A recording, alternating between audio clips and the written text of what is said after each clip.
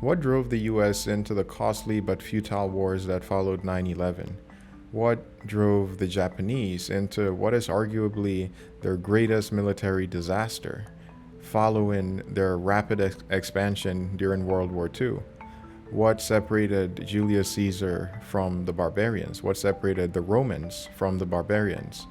All of these are historical stories that we can look back on and draw one lesson or the other from. But one lesson that has really been impressed upon me from all of these stories is the difference between passion and purpose. I would argue that the common thread that run through all of these failures and all the successes on the other side of those defeats, where the difference between passion and purpose. Passion is impulsive, it is inspiring but fragile. It is what gives the illusion of progress, even in the face of impending failure and disaster. It is what causes people to set themselves back from injuries by recklessly throwing themselves into one scale or the other, thinking that they are able to manage it based on sheer inspiration alone. It is what causes people to rush headlong into relationships, ignoring all the red flags and thinking that their desire and lust alone will be enough to carry them through all the inevitable obstacles that they will face along the way. So if these are the traits that characterize those who fail, then what are the traits that characterize those who succeed?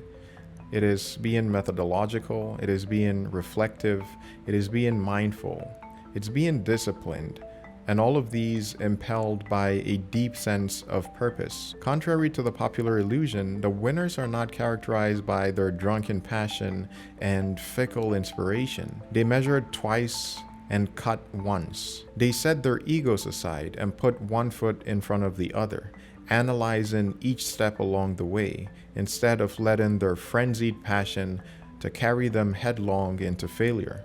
So how come we still notice a lot of passion in successful people? Well, these are people who have tempered their passion with purpose. These are people who are not blinded by their passion.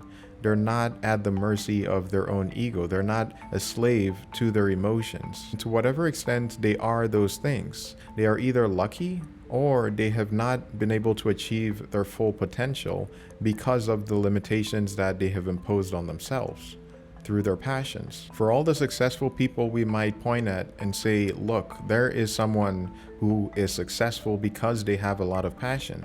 We can find an even larger amount in the graveyard of failures who were characterized and embodied the very same trait of being passionate. Oftentimes, we don't fail in spite of our passion. We don't even fail alongside our passion. We fail because of our passion. Passion is our Pinocchio, and purpose is our Gemini cricket. Imagine the disaster that awaited Pinocchio had he not found his Gemini cricket or listened to him. It's far too easy to surrender to our passions. It's far more difficult to be driven by purpose and to let that constrain our excesses. It's not simply difficult to recognize our passions and yet set the necessary constraints to avoid reckless mistakes. It also feels lazy. It feels almost sinful.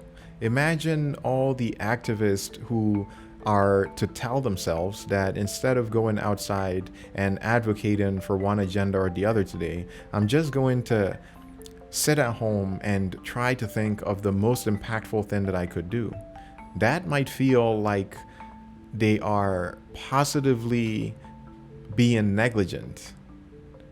This is the power that passion has over us. It impels us to do things in spite of how counterproductive it might turn out to be, because we don't even reflect on these things in the first place. Let purpose and not passion be the driver. Don't simply succumb to the whims of your ego and emotions. Don't use inspiration or passion as a pretext for impulsivity and an excuse for recklessness. Be reflective, be malleable, be adaptable, and above all, be selfless. I hope you got some insights out of this video. I appreciate you watching, and I will see you on the next one.